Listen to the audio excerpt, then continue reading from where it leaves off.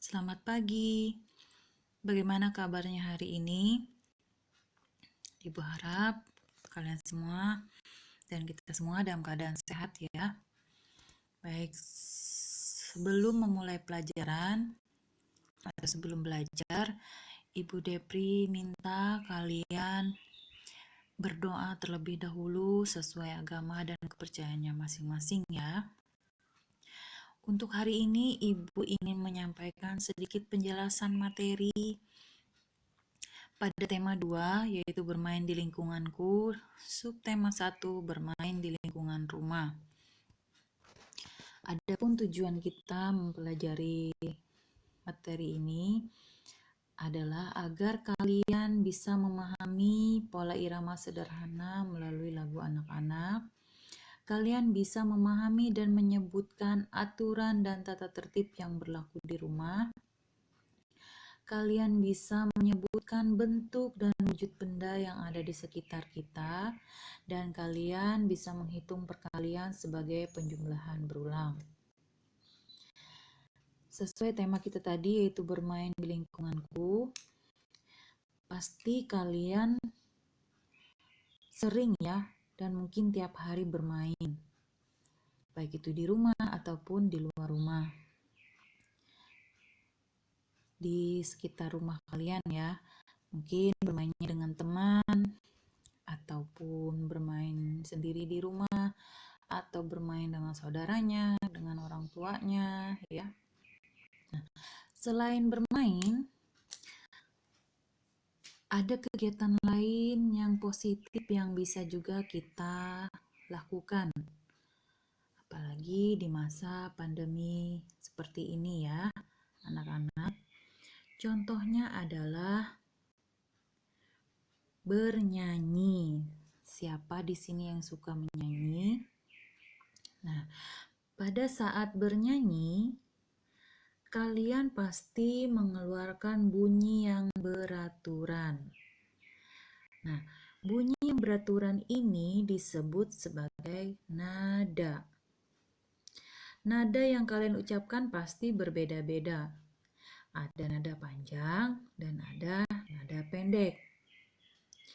Panjang nada dihitung dengan ketukan. Perhatikan contoh. Di sini ada contohnya penggalan lagu Satu-satu aku sayang ibu. Ada simbol segitiga, itu artinya satu ketukan, dan simbol yang bulat itu artinya dua ketukan. Nah, selanjutnya pada saat bermain di rumah, kalian pasti memiliki aturan. Biasanya yang dibuat oleh orang tuanya ya. Nah, aturan ini dibuat itu adalah agar sebagai petunjuk kita dalam bertingkah laku. Jika kita mematuhi aturan, semua kegiatan di rumah akan berjalan baik dan menyenangkan. Contoh aturan di rumah adalah, contohnya, 1. Bermain setelah belajar. 2. Mencuci kaki tangan sebelum tidur. Dan yang ketiga, meminta izin ketika bepergian atau misalnya mau pergi bermain. Kalian harus meminta izin dulu kepada orang tua di rumah. Yang keempat, membantu ibu merapikan tempat tidur. Nah, semua aturan ini mempunyai tujuan, yaitu agar kegiatan di rumah berjalan dengan baik. Nah, apakah di rumahmu sudah ada aturan? Nah,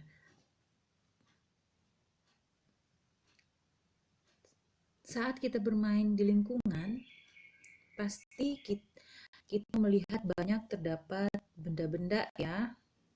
Misalnya di lingkungan rumah ada mobil, ada pohon, ada bunga, ada meja kursi, dan banyak lagi ya. Nah, setiap benda tersebut mempunyai cirinya masing-masing. Ciri-ciri benda dapat dibedakan berdasarkan warna, ukuran, bentuk, wujud, permukaan, dan rasanya. Dari warnanya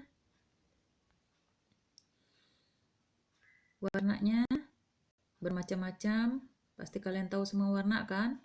Nah, untuk ukuran ada yang besar, ada yang kecil. Untuk bentuknya ada yang bulat, segitiga, persegi panjang. Nah, untuk wujud nanti akan kita pelajari yaitu padat, cair, dan gas. Sedangkan untuk permukaan ada yang halus ataupun kasar. Contoh permukaan benda yang halus seperti apel, kertas, kapas. Nih, bisa kalian lihat pada gambar. Ini permukaannya halus kalau kita pegang ya. Nah, sedangkan untuk contoh permukaan benda yang kasar itu seperti kulit pohon, durian, dan batu. Ini contoh benda yang permukaannya kasar dan juga permukaannya halus. Nah, kita mempelajari tentang wujud benda tadi. Seperti Bu Depri bilang tadi, wujud benda tadi ada 3 macam. Yang pertama, benda padat. Benda padat ini memiliki ciri-ciri bentuk dan ukuran yang tetap atau tidak berubah. Contohnya batu, buku, pensil, dan banyak lagi. Yang kedua, benda cair. Benda cair di sini memiliki ciri-ciri bentuknya menyesuaikan tempatnya atau berubah. Kita masukkan ke dalam gelas, bentuknya akan seperti gelas. Kita masukkan ke dalam botol, bentuknya seperti botol.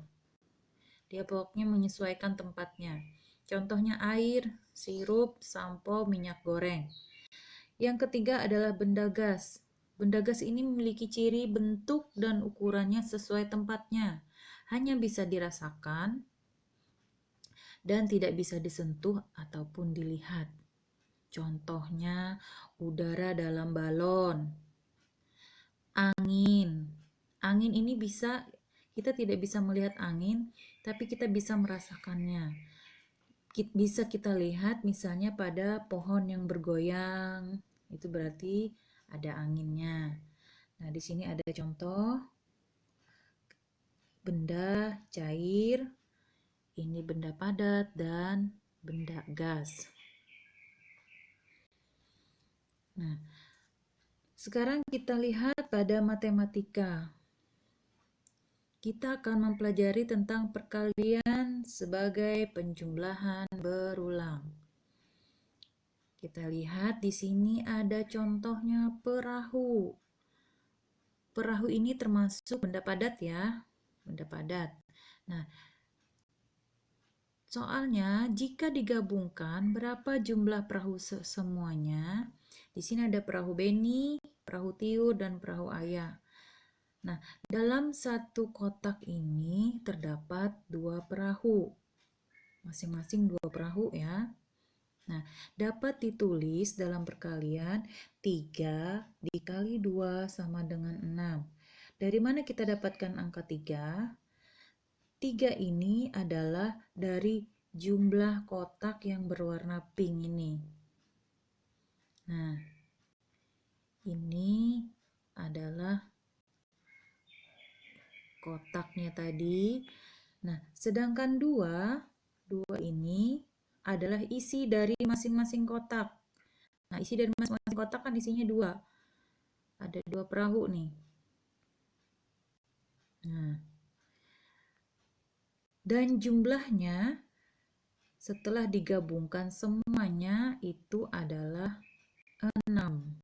Atau kalau dalam penjumlahan berulang ditulis 2 ditambah 2 ditambah 2 sama dengan 6. Ya, itulah tadi sedikit penjelasan dari Ibu Depri. Semoga bisa dipahami